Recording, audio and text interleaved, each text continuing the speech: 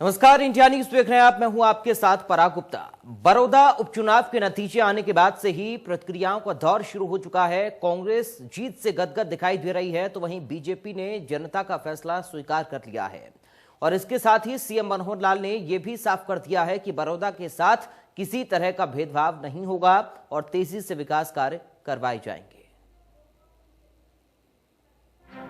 बड़ौदा उपचुनाव का नतीजा भले ही बीजेपी के पक्ष में ना हो, लेकिन सीएम मनोहर लाल ने स्पष्ट कह दिया है कि बड़ौदा हलके के साथ किसी तरह का कोई भेदभाव नहीं होगा और नव निर्वाचित विधायक अगर काम लेकर आएंगे तो सरकार उसे निष्पक्षता से पूरा करेगी। हमने कभी भी भेदभाव ना पहले किया ना आगे करेंगे। जो हमने घोषणाएं की हैं वो भी सारे काम पूरे होंगे और अभी भी वहाँ के जो विधायक हमारे पास काम लेके आएंगे तो निश्चित रूप से कराएंगे। लेके आना ये उनका काम है, अगर वो न लेकर के आए तो उसमें हमारा कोई दोष नहीं होगा। सर, आयरलैंड के चौथे स्थान पर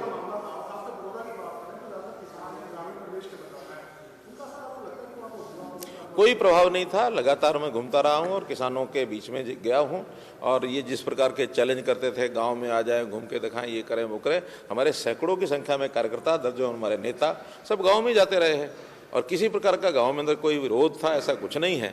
केवल इन्होंने हुआ जो छोड़ा हुआ था भूत, वो भूत इनका कामयाब नहीं हुआ और वे भूल जाएं कि हाँ भी किसानों ने इनके कहने पर कोई बहुत बड़ा विषय को हमारा विरोध किया, वैसा नहीं है। वो तो एक स्वाभाविक जैसे राजनीतिक प्रक्रिया होती है, उसमें से हमको एक 10,000 वोट कम मिले हैं, उसको हम स्वीकार करते हैं। सीएम का कहना है कि बड़ौदा में बीजेपी हार कर जीत गई। वहीं कैबिनेट मंत्री जेपी दलाल ने बड़ौदा उपचुनाव में जीतने वाले इंदुराज नरवाल को बधाई दी है और कहा कि वो उम्मीद करते हैं कि नरवाल बड़ौदा हलके का विकास करेंगे। वहीं डिप्टी स्पीकर रणबीर गंगवा ने कहा कि पूर्व मुख्यमंत्री भूपेंद्र हुड्डा ने क्षेत्रवाद का नारा देकर और किसानों को बरगलाकर वोट लेने का काम किया है, लेकिन फिर भी लोगों ने बीजेपी के उम्मीदवार को अच्छे वोट देकर उनका सम्मान किया है। यहाँ पे बहुत ज्यादा प्रचार किया गया इस तरीके का, भ्रमित करने का, चाहे वो किसानों को भ्रमित करने का काम किया, चाहे कांग्रेस के लोगों ने, विशेषकर भूपेंद्र सिंह हुड्डा जी ने क्षेत्रवाद का नारा देकर के कहीं न कहीं लोगों को भ्रमित करने का प्रयास किया और उसमें वो सफल रहे। वैसे तो लंबे समय से ये सीट कांग्रेस के पास थी। इस चुनाव से पहले भी कांग्रेस के ही उम्मीदवार थे श्री कृष्ण हुड्डा जी, जो दुर्भाग्य से एक्सपायर हो गए थे। और ये ठीक है कि हमारे पास एक चुनौती थी, उसको अवसर में तब्दील करने के लिए उसमें हम चूक रह गई, लेकिन भारतीय जनता पार्टी के जो उम्मीदवार जो था उसने दिल जीतने का काम भी किया है और पहले से ज्यादा वोट उसके जो है वो आए हैं। पहले 37,000 कुछ वोट थे, इस बार 50,000 से ज्यादा वोट उन्होंने हासिल किए हैं। जहां कांग्रेस पार्टी के लोगों ने इस तरह का प्रचार करने का काम किया था कि भारतीय जनता पार्टी के लोगों को पसंद नहीं करते, गांव में नहीं घुसने देंगे, प्योर गांव का हल्का था और उसके बावजूद अच्छा प्रदर्शन भारतीय जनता पार्टी कर रहा है। थोड़ी सी हमारी कमी रहेगी। बड़ौदा के रिजल्ट को लेकर सांसद धर्मवीर सिंह ने कहा कि ये हार नहीं बल्कि बढ़त है, क्योंकि बीजेपी को पिछले चुनाव से ज्यादा वोट मिले। उन्होंने साथ ही ये भी कहा कि उपचुनाव में जरूरी नहीं कि सत्ताधारी पार्टी ही जीते, क्योंकि कई बार उपचुनाव में सीएम तक हार जाते हैं। वोट आए थे 36,000, आज हम 14,000 ज्यादा वोट लिए।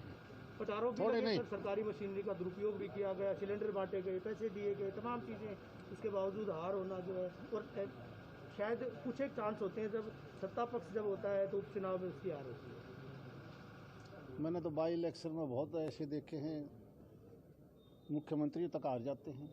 पिछले दिनों यूपी में हार गए थे यार। तो विकास की रफ्तार क्या बात करते हो, विकास की रफ्तार और भी ज्यादा तेज बढ़ेगी और ये चुनाव में हमारा वोट प्रतिशत काफी बढ़ा है। सर वजह क्या मानते हैं आपकी, क्या वजह रही? मैं इसको हार नहीं मानता।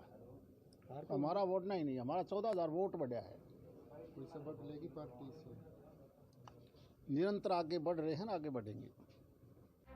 वहीं जींद पहुंचे कांग्रेस के राज्यसभा सांसद दीपेंद्र हुड्डा ने बड़ौदा उपचुनाव में मिली जीत को लेकर कहा कि भूपेंद्र सिंह हुड्डा की अगुवाई में कांग्रेस को ताकत मिली है। साथ ही उन्होंने कहा कि बड़ौदा की जनता ने जनादेश देकर किसान, मजदूर, कर्मचारी और छोटे व्यापारी की लड़ाई को आगे बढ़ाने का फैसला किया है। सरकार ने सारे हथकंडे अपनाए, मगर जनता ने बता दिया कि हरियाणा की जनता, बड़ौदा की जनता जो है बिकाऊ नहीं टिकाऊ है, और उन्होंने एक अविश्वास प्रस्ताव बड़े बहुमत से पारित किया, जिसके लिए हम बड़ौदा की 36 बिरादरी की जनता का बहुत बहुत धन्यवाद करते हैं। चौधरी भूपेंद्र सिंह हुड्डा जी के नेतृत्व को आशीर्वाद मिला, भालू को आशीर्वाद मिला, कांग्रेस पार्टी को ताकत मिली, हमको सबको ताकत मिली, ताकि आने वाले समय में ये जो सरकार है, जो जनहित, जो जनता में जो विश्वास खो चुकी है, इस सरकार हर वर्ग की लड़ाई, खास तौर पे किसान की, मजदूर की, नौजवान की लड़ाई इस सरकार से लड़े, ऐसा वहाँ पे जो है आज निर्णय आया है लोगों का। बड़ौदा उपचुनाव को लेकर इनेलो नेता अभय चौटाला ने कहा कि इनेलो को बड़ौदा में पहले के से ज्यादा वोट मिले हैं। उन्होंने बड़ौदा की जनता का आभार जताते हुए कहा कि जनता ने गठबंधन को नकार दिया। साथ ही कहा कि कृषि बिल के विरोध में किसानों ने जवाब दिया है।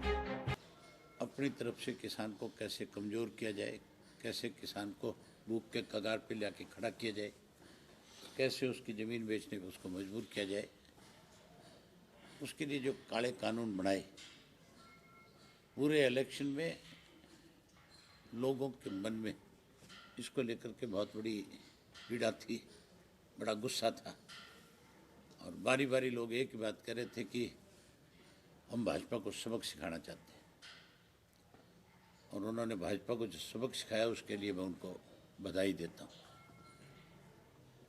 जहाँ तक बीजेपी और जेजेपी की बात है, आज 70,000 वोट कह रहे थे हम जेब में डाल करके चले हैं, और 1 साल की सरकार की अपनी उपलब्धियां अलग गिना रहे थे। उन लोगों को एक बहुत करारा जवाब मिला है। खैर जो भी हो, लेकिन एक बात तो साफ है कि इंदु नरवाल ने एक बार फिर कांग्रेस को बड़ौदा का किंग साबित कर दिया। हालांकि बीजेपी ने भी उपचुनाव में पूरा दमखम दिखाया। यही वजह है कि पार्टी के सभी दिग्गज इस हार को भी अपनी जीत बता रहे हैं। Bureau report, India news Haryana.